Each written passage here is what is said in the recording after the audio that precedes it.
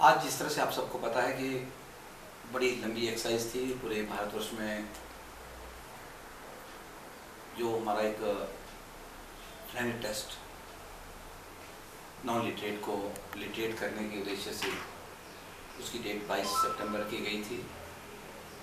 और आज हिमाचल प्रदेश के अंदर भी वो टेस्ट हुआ और उसमें बड़ी भारी संख्या में हमारे जो नॉन लिटरेट थे, जो हमारा फोकस ग्रुप था, उन्होंने इसमें भाग लिया। मैं बहुत समय नहीं लूँगा, हमारे बीच हमारे 20 लोग आए हैं, जिससे उनको भी मैं वो अपनी बात भी कहेंगे। तो मैं थोड़ा सा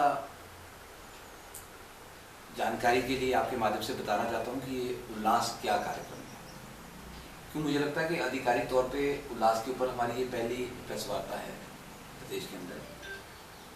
उल्लास जिसको हम न्यू इंडिया लिटरेसी प्रोग्राम के नाम से जान रहे थे, अब इसका नाम उल्लास कर दिया गया है, understanding of life long learning for all in society. अब इसका कंसेप्ट थोड़ा सा वाइडर कर दिया गया है कि सोसाइटी के अंदर लाइफ लॉन्ग लर्निंग स्किल्स कैसे अंडरस्टैंड कराई जाए फॉर एवरी इंडिविजुअल, ये इसका मुख्य उद्देश्य है। हम जो उल्लास कार्यक्रम के तहत हम जो टीचिंग लर्निंग काम कर रहे हैं, उसमें केवल मात्र हम साक्षर नहीं कर रहे हैं। मैं आपको ये बताना चाह रहा हूँ, साक्षर मात्र बनाने का कार्यक्रम नहीं है, उसमें हम बहुत सारे कार्यक्रम की बात कर रहे हैं, बहुत सारी चीज़ें उसमें हम हमारे जो नॉन लिटरेट्स हैं उनको हम दे रहे हैं, उनको इनपुट दे रहे हैं, उनको पढ़ा रहे हैं। हमारा एक मार्गदर्शिका बनी है, उल्लास मार्गदर्शिका के जो किताब है उसके हिसाब से। और आप देख रहे हो कि जो आज पेपर हुआ है वो भी पासपोर्ट प्रोटेक्टेड पेपर था। इस तरह के पेपर जो है ना, वो हमारे स्कूलों में CBSE भी नहीं करवाता है। मैं आपको बताऊँ, अगर ये पेपर हमारा आगे ब्लॉक लेवल तक अगर फॉरवर्ड भी हुआ है व्हाट्सएप के माध्यम से, तो वहाँ भी नहीं खुला, उनको भी पासपोर्ट चाहिए था, तब जाके वो पेपर वहाँ पे अपलोड हुआ। हालांकि मेरे को प्रेस वाले कुछ मधु शिमला से बोल रहे थे कि भाई आप हमारे को पेपर भेजो, मैंने भेजा, बोलते तो खुल नहीं रहा। मैंने कहा इसमें पासवर्ड लगेगा तब ये पेपर खुलेगा। तो इस तरह की प्राइवेसी थी, भारत सरकार ने एक अच्छा प्रयास किया है और इस टेस्ट का नाम था फ्लैनेट टेस्ट। फ्लैनेट का मतलब है foundational literacy and numeracy assessment test. इसमें हम फाउंडेशनल लिटरेसी की बात भी कर रहे हैं, न्यूमरेसी की बात भी कर रहे हैं, डिजिटल लिटरेसी की बात भी करते हैं, क्रिटिकल लाइफ स्किल की बात भी करते हैं, मोबाइल लिटरेसी की बात भी इसमें हम कर रहे हैं। और इसमें बहुत सारी इनपुट जो है हम अपने लर्नर्स को दे रहे हैं, और जिसका जो हमारा इसकी सूत्रधार है वो है हमारा वॉलंटियर टीचर्स। वॉलंटियर टीचर्स जो है वो स्वेच्छा से काम कर रहा है। वो ऑनलाइन हमारे पोर्टल है, उल्लास का पोर्टल है जो भारत सरकार ने बनाया है, उसके ऊपर हिमाचल प्रदेश के 1 लाख लर्नर जो है वो रजिस्टर्ड है। मैं आपकी जानकारी के लिए बताना चाहता हूँ, हिमाचल प्रदेश की अगर मैं स्टेटस की बात करूँ तो 1 लाख लर्नर हिमाचल प्रदेश के अंदर रजिस्टर्ड हुए हैं, जिसके साथ हमारे पास लगभग 12,000 के आसपास जो हमारे पास जो है वो जो वॉलंटियर टीचर्स है वो भी रजिस्टर्ड हुए हैं। तो पहले फेज में हमारे को भारत सरकार से 25% की जो एक पहली इंस्टॉलमेंट आई थी 23-24 में। अभी हालांकि हमारे को 50% की 24-25 के लिए नई ग्रांट भी आ गई है हाल ही में 4 दिन पहले।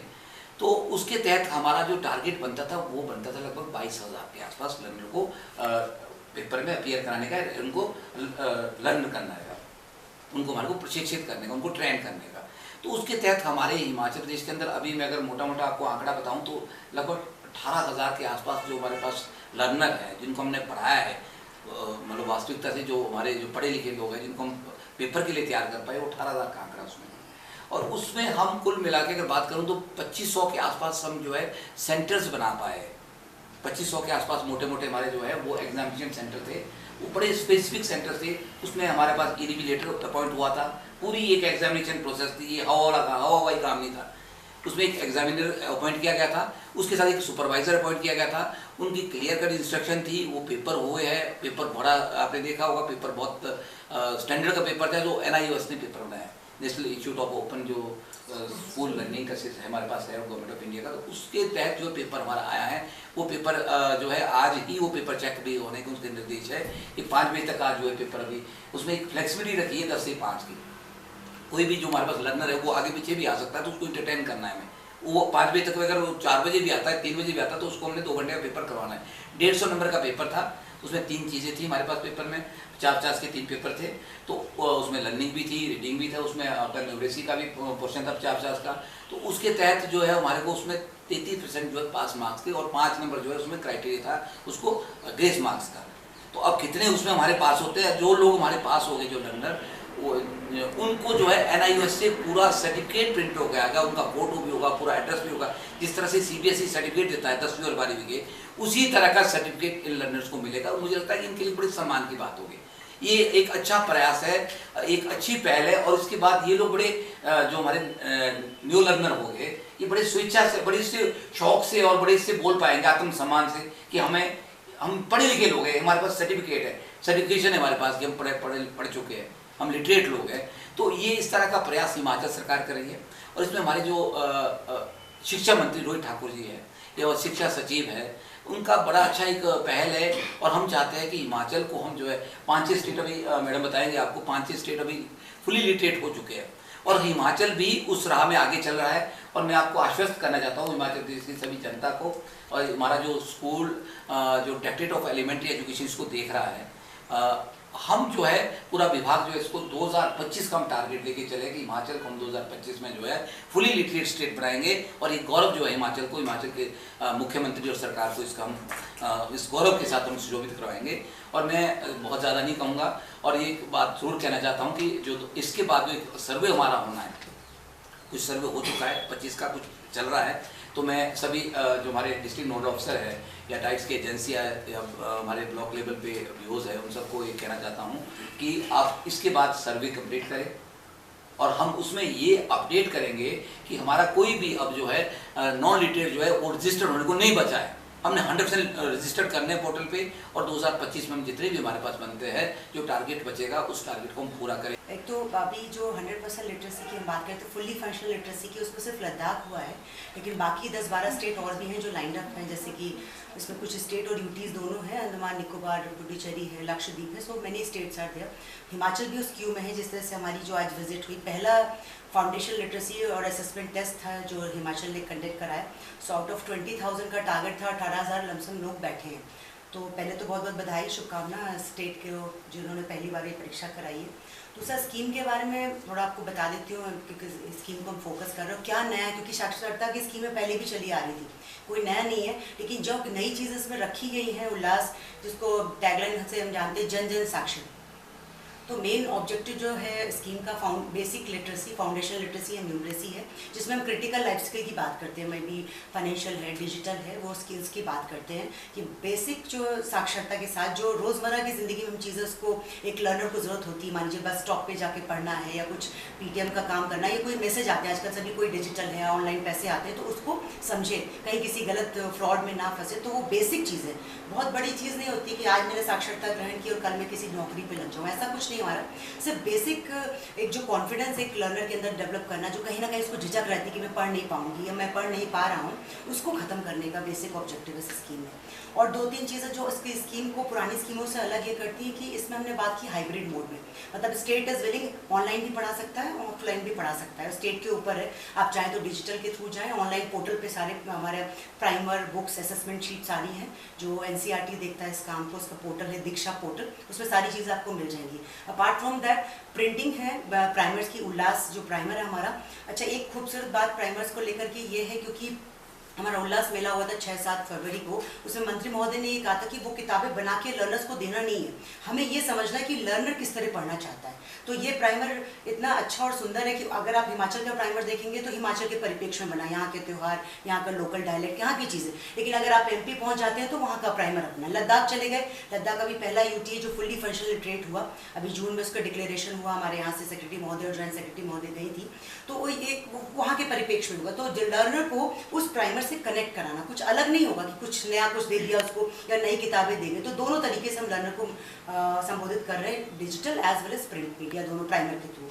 दूसरा एक और चीज़ है जो सर ने भी बताया, कर्तव्य बोध।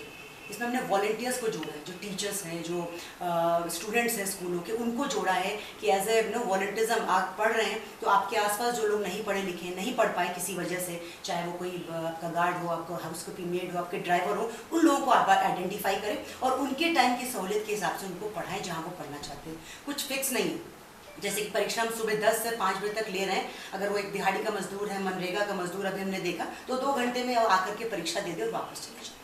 बेसिक पेपर बिल्कुल सिंपल रखा गया, जो बेसिक ज्ञान से उसका न्यूमरेसी को देख रहा है, राइटिंग स्किल को देख रहा है, रीडिंग को देख रहा है, जो रोजमर्रा में उसको ऐड करेगा। तीसरा एक इम्पॉर्टेंट पहलू है कम्युनिटी मोबिलाइजेशन, जिसकी हम बात करते हैं। जैसे कम्युनिटी, क्योंकि एक जन आंदोलन है, एक ऐसा कोई फॉर्म्ड स्कीम नहीं है, जन आंदोलन, लोगों के इन्वॉल्वमेंट से स्कीम का इम्प्लीमेंटेशन है। तो जन जन जो साक्षर की हम बात कर रहे हैं, वो जन जन इन्वॉल्वमेंट की सही है। तो जैसे मान लीजिए हमारी NGOs हो गई, हमारी और स्टेक होल्डर्स हो गए, हमारे स्टूडेंट्स हो गए, तो उनके इन्वॉल्वमेंट से, मतलब community participation is very much required in this scheme. तो वो एक नया पहलू है इस स्कीम का। दूसरा जो भी चीज़ें हैं, हमारे पास एक बहुत ही अच्छा ऐप है उल्लास का, डिजिटल ऐप, जिसमें सारे लर्नर्स को हम अंकित करते हैं, उसमें आइडेंटिफाई होते हैं। अभी तक मोर देन 1,50,00,000 जो है लर्नर पूरे देश भर से जुड़ चुके हैं, यानी कि 36 स्टेट्स और UT से लर्नर आ गए हैं। उसके अलावा VTs भी उसमें है, तो उसमें टैगिंग होती है। लर्नर और VT की सहूलियत के हिसाब से लोग टैग होते हैं, पढ़ाते हैं उसको, और फिर आने वाली परीक्षा में बिठाते हैं, जो कि मार्च और सितंबर में होती है। आज जो परीक्षा हुई हमारी, इसमें और एक फ्लेक्सिबिलिटी स्टेट को दी गई कि कोई ज़रूरी नहीं आप मार्च और सितंबर में कराएं। अगर आपको लगता है काम नहीं हुआ, कोई बात नहीं, रुक जाइए। आप जब लर्नर को आइडेंटिफाई कर लेंगे, सर्वे कर लेंगे, क्लास हो जाएगी, तब आप ऑन डिमांड एग्जाम करा सकते हैं, कोई बाध्य नहीं है। अगर सितंबर में दिक्कत है, स्टेट को नहीं कुछ है, वहाँ मान लीजिए कटाई है, रोपाई है, नहीं आ पाएंगे लर्नर, तो आप आगे पीछे भी इसको कर सकते हैं। सो ये सारी चीज़ें इसमें लाई गई है। दूसरा एक मैं डेटा आपके साथ, जो पीरियोडिक लेबर फोर्स सर्वे का डेटा आया है, वो आपसे शेयर करूँगी, क्योंकि लास्ट सर्वे जो हुआ था 2011 सेंसस का था, जिसमें हिमाचल का लिटरेसी रेट जो है मेल का है 94% आ रहा है, फीमेल का 82.2, सो ओवरऑल परसेंटेज 88.1, जो कि बहुत ही अच्छा है हिमाचल के परिप्रेक्ष्य में। तो ये मेरा यही अनुरोध है स्टेट से, जैसे कि जिस हिसाब से उन्होंने पहली परीक्षा कराई, इतना इंतजाज, मैं खुद 5-6 सेंटर से भी देख के आई हूँ, लोग इतने अच्छे से पढ़ रहे हैं, जुड़े हुए हैं इससे।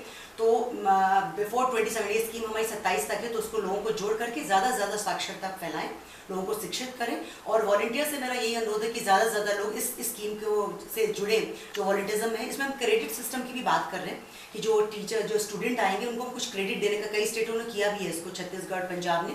सो अभी हिमाचल में भी हम इसको देखेंगे कि उनको क्रेडिट्स दिया जाएगा। मैं 2 लोगों को 3 लोगों को पढ़ाती हूँ अपने टेनर में, तो आई गेट सम क्रेडिट। तो एक मेरा भी ऑब्जेक्टिव क्लियर होगा और वो खुश होकर ज़्यादा लगन से उसको पढ़ाएगा भी, साक्षरता इम्पार्ट करेगा।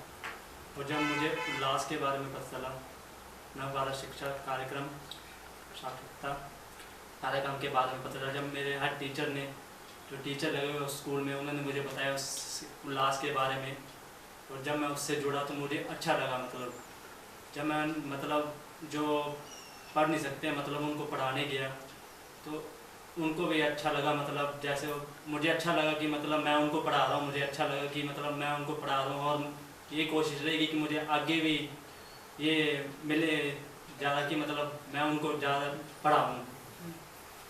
और जो जिनको मैंने उनको पढ़ाया, वो आज पेपर देने भी आए थे, और अच्छा उन्होंने रिस्पॉन्स दिया। सामाजिक कॉज, उसके लिए हम सब इकट्ठे हुए हैं, और आज बड़ी खुशी की बात है जिस तरह से फील्ड में हम सब लोग उतरे हैं। और जब हम देखा कि 14,800 लोग जो आइडेंटिफाइड लोग थे, जो असाक्षर हैं, इलिटरेट रह गए हैं किसी भी कारणवश, उनको आइडेंटिफाई करके, जो टैगिंग करके हमारे जो VTs हैं, वॉलंटियर टीचर्स हैं, उनके लिए मैं बहुत धन्यवादी हूँ कि जिस तरह से जो आज आउटपुट मिली है, जिस तरह से फीडबैक आज हमें फील्ड से मिली है, ज़्यादा से ज़्यादा संख्या में लोगों ने, जो है 25% का टारगेट था, जिसमें 3109 असाक्षर लोगों ने उपस्थित होना था आज एग्ज़ाम के लिए।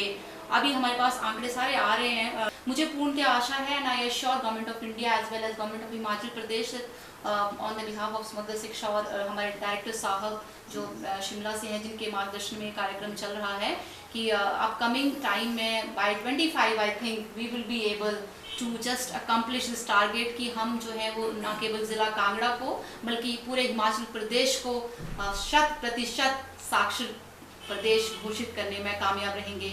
और जो भी छोटे से छोटा व्यक्ति, बड़े से बड़ा व्यक्ति, जो VT या जो अध्यापक, हमारे BO, सभी जो जुड़े इस कार्यक्रम को सफल कराने के लिए, और आज आप सब यहाँ पर हमारे साथ कंधे से कंधा मिलाकर सेंटर से आए हुए लोग, स्टेट से आए हुए लोग जुड़े हैं, तो मुझे लगता है वो दिन दूर नहीं जब हम इस एक कहते हैं एक बहुत बड़ी मुहिम को पूरा करने में जो है वो पीछे रह सके। तो आने वाला दिन बहुत सुनहरा रहेगा।